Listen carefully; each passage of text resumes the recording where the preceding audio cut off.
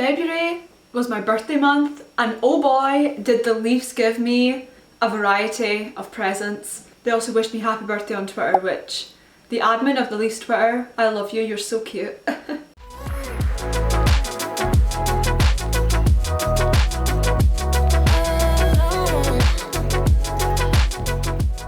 Hello everybody, welcome back to my channel where I talk about all things Leafs and NHL related from across the pond in Scotland. And for today's video we are talking about just February and the Leafs.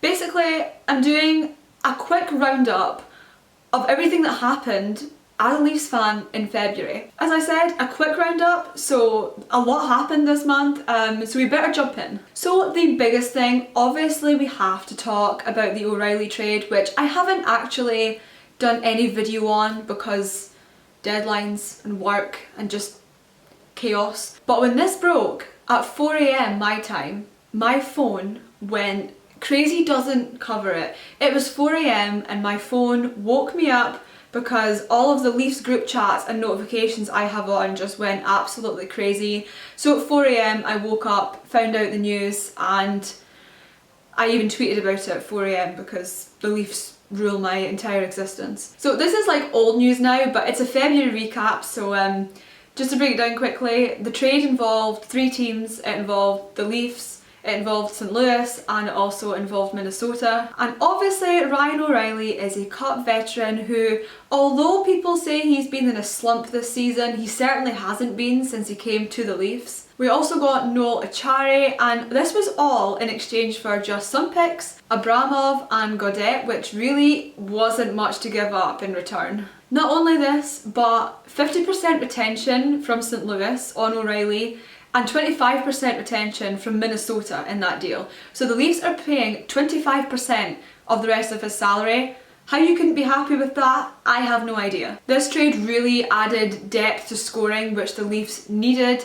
And did you see Ryan O'Reilly getting that hat trick? You know the one I'm talking about, the one against Buffalo. Buffalo, the team we usually lose to. He was a powerhouse against them. Now, I wasn't sure about mixing up the lines to this degree, so O'Reilly can play as a centre or on the left wing, and obviously Tavares is one of the main centres, and so when they put Tavares on the wing and O'Reilly as a centre, I must say I was like, no. Like, Tavares is a centre. However, I don't know if that's going to stick or not, but O'Reilly certainly proved me wrong because I have zero complaints about that man. Zero. Just what a win. I'd really had an eye on Timo Meier for going to the Leafs, and then when I saw O'Reilly was a Leaf, I was like, no, it's not obviously going to happen. And then I just had a feeling he would go to New Jersey, and I did tweet it and it was bang on, it was correct. He just fitted New Jersey so well. But anyway, I was far more content with the O'Reilly trade, and I thought there would still be some other movement before the trade deadline, but I did not expect Dubas to hit us last night with Jake McCabe and Sam Lafferty. I did not think we would get all of that. I would have loved one of those guys, one or the other. So to get both, massive win. This was a huge deal with the Chicago Blackhawks. Again, it was only exchanged for some picks and for Joey Anderson and Gogolev. I'm sorry for my pronunciation of names. Really bad. Now, this was a massive win for the Leafs in my opinion. McCabe is great at throwing hits, he's good on the penalty kill, and he's also good at blocking shots. He's exactly the kind of defensive depth that the Leafs really need, especially if they're going to go on a playoff run. Meanwhile, Lafferty can be used in the bottom 6. He's a competitive forechecker and he's really, really fast.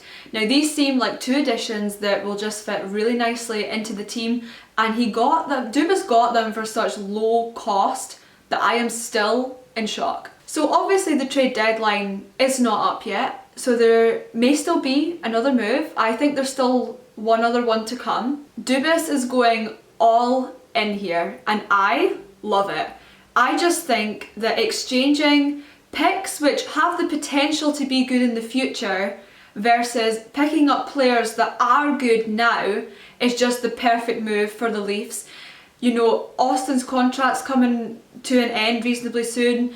The core are at their peak right now. Right now is the time to strike and try and go on a cup run. And so holding on to picks that you don't know if and when they're going to flourish, compared to getting guys who are good at playing, didn't make any sense. Didn't make any sense not to do it. I know a lot of people say that he's basically mortgaged the entire future of the Leafs, but honestly, that is exactly what was needed. There's been no moves off the roster, which nobody wanted Matthew Nyes to move, which I do agree with. Matthew Nyes has not moved. Nobody from the core has had to move. Nobody on the Leafs roster has had to move. And yet we have a bunch of really good, strong additions to the team. Incredible. All in exchange for predominantly picks that you don't know how they were going to turn out or when they were going to come to fruition, because you know, you can draft in a good guy and it might still take a number of years to build them up to the level they need to be. Not everybody is an Austin Matthews that is drafted in and just picks up the pace straight away. A lot of players need time to develop, so you don't know when that pick is actually going to come to fruition. Dubas has just gone all in here and I love it. I think it's exactly the thing to do, and it brings me a lot of hope because it's very different to how the Leafs have been in previous years. These are the biggest trades the Leafs have had since 2004, which is obviously the last time they actually won a round. You know, would be nice if they could do that again at least. But this is the best roster overall that this team has had in my lifetime and in about 30 years, honestly. So now is the time to go for it. The Leafs are all in. I think it's very exciting and I have optimism. It hurts being a Leafs fan, but it's fun to cheer your team on. I don't want to spend the whole season in misery and pessimism. So will I cry if the Leafs don't at least go on a cup run? Yeah, absolutely. But will I still have had fun up until then? Also yes. I also seem to annoy some people by when the Leafs announced the McCabe and Lafferty trade last night, I literally replied on Twitter immediately with "This is our year" in block capitals.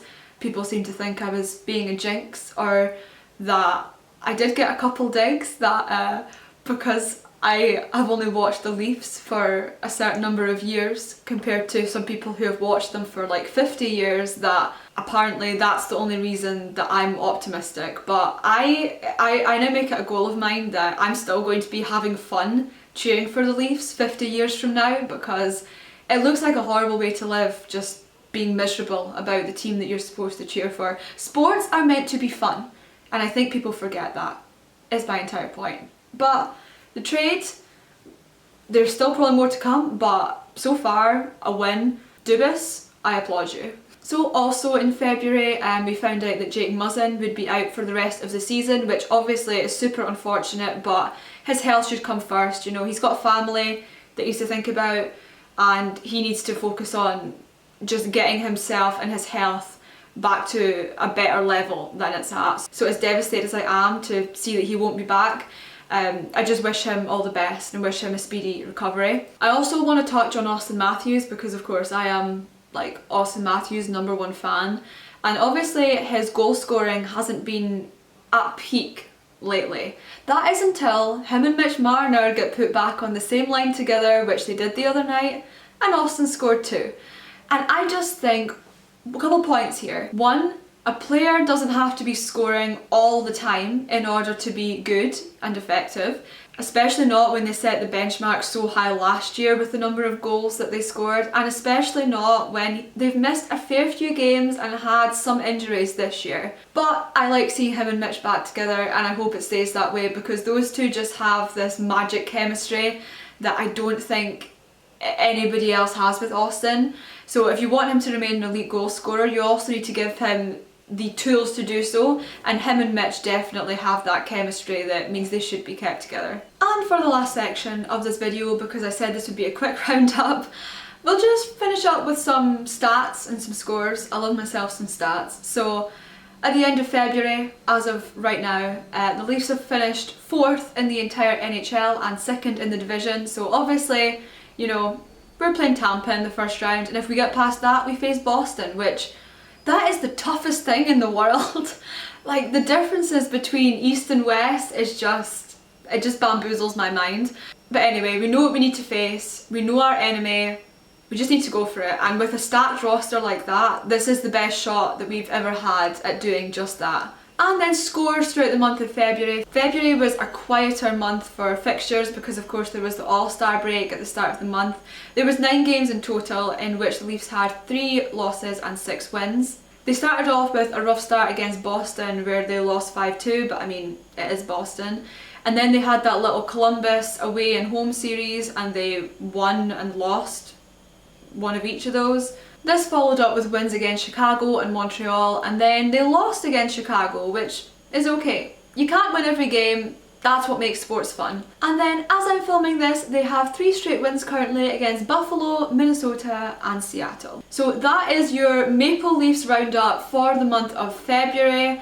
Leave a comment down below, tell me what do you think of the Leafs trades. Do you like them? Do you not? What did you think of the Leafs this month? And what are you looking forward to in Leafsland next? As always, thank you so much for watching guys, and I'll be back soon with more hockey chats from across the pond. Bye guys. Alone, alone, alone, alone, alone with you, my love. So I can show you what I'm gonna do. Alone, alone, alone, alone, alone with you, my love.